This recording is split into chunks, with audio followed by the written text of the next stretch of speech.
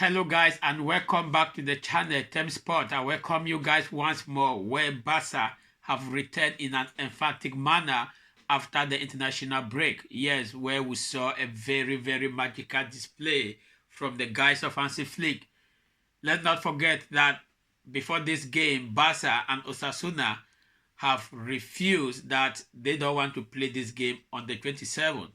Yes, Barca and Osasuna didn't want to play this game on the fixed date by La Liga. They had to appeal the date, but La Liga rejected it. So Barca and Osasuna, they were both left with no choice but to play this game on the 27th.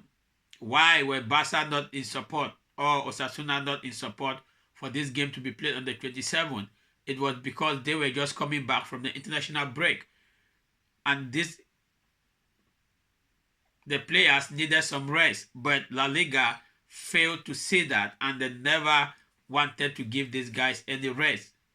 So Barca were forced to play this game, and Hansi Flick, who has always been positive before the game, during the press conference, he said that Barca have 5 games in 14 days. 5 games in 14 days. But he is not giving excuses. That is one thing I like about Hansi Flick. He is somebody that does not look at a situation to start giving excuses. Yes, so he said that FC Barcelona will try their very best, even though some of their key players were not involved in this game, like Rafinha, who have gotten a very good season so far with FC Barcelona, didn't play the game. Arau equally did not play because all of them, they were involved in the international break, and to leave Brazil to Spain was very long, so there was no way that they could play this game. Yes, another player that didn't start the game, Lewandowski, because of the international break too. Kobasi just returned from the injury, so he didn't start the game. So we say that Hansi Flick just had to manage with the squad that he has in order to ensure that this game is being played with the players that he has. So going as it stands now, FC Barcelona is 3 points clear at the top of the La Liga table. Yes, FC Barcelona is sitting 3 points clear above Real Madrid and 7 points ahead of Atletico de Madrid. Is the league table, is the league now a two-man fight? Somehow we can say yes, because it is FC Barcelona and Real Madrid, because I don't see how Atletico de Madrid is going to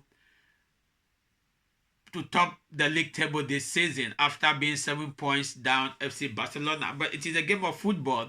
Anything can happen in the game of football. But I know and I believe in my club, FC Barcelona, and I know that this year we have to top the league. Why not win the cup? Why not the Champions League? So, but let me not go into that. Guys, let me not go into that. I just want to talk a little bit about the game. The starting lineup, we all know that Chesney is always at the goal post. At the right wing, we had Koundé. At the left wing, we had Barde. Then our 2 central backs were Martinez and Eric Garcia, because Arau couldn't play this game. Same with Pau Kubasi, who just returned from injury. Our midfield was Pedri, Frankie, and Olmo. Yes, Olmo had to come into the midfield. Then our attack line, that was where I saw a little bit of changes, because I was confused if Hansi Flick is going to start with Lewandowski, but he didn't. He rather chose to go with Yamal, Ferran Torres, and Gavi. So that was our attack line.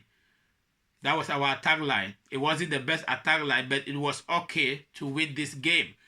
So going into that game, Barca, the first goal was being scored by Ferran Torres with an assist from Barde. Yes, Barde gave the first assist that led to the goal. Our second goal was a penalty when Pedri did a magnificent pass from the midfield right to the Osasuna's defense line, and who was there that makes use of those tight areas? It was Omo. But Omo was being brought down by the goalkeeper, and it resulted into a penalty. His first kick was being stopped by the goalkeeper, but it was being he had to take it back. Yes, he has to take it back, and some fans of Real Madrid, as of now, have already started saying that the ref favored Barca. No, the ref didn't favor Barca. It is the rule that if a player wants to take a kick, the players have to be outside the box. Yes, if you go and watch the replay, the Osasuna players ran into the box when Omo haven't even kicked the ball. So that was why the penalty was brought back. It is not like the ref wanted to favor Barca the way Real Madrid fans are already saying it there out in the media. It is not that way. It was because the players of Osasuna rushed so fast into the box before Omo had to kick the penalty. So Omo had to retake it back. He never changed his mind. He went at the same corner that he played the first one, while the goalkeeper, his mindset didn't go this time around because he went the other way around. But there was a little bit of bad news still in the first half because Omo, after that goal, Omo was being brought out few minutes after that with an injury. As of now, I don't know how serious the injury is, but we hope that the injury will not be that serious because at this stage of the league, we need Omo.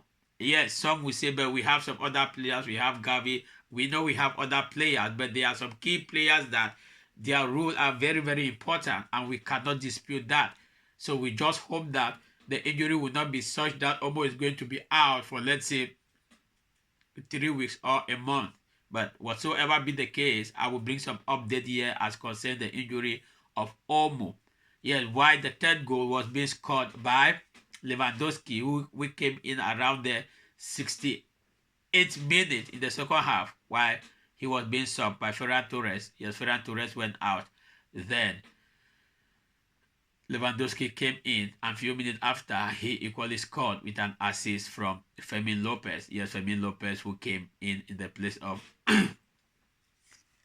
Fermin Lopez, who came in the place of Olmo, gave a very good assist. We equally saw some other young talent that were being brought in the game, like Pablo Torre. Oh my God.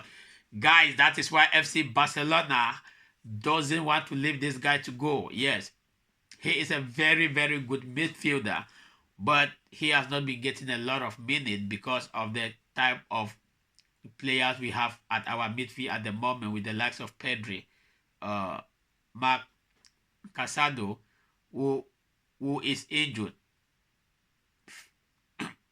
Frankie. So at the moment, Pablo Torre is about the fourth choice in the midfield, but he is still very okay, and he always make the best out of every minute given to him. Yes, he always make the best out of every minute given to him.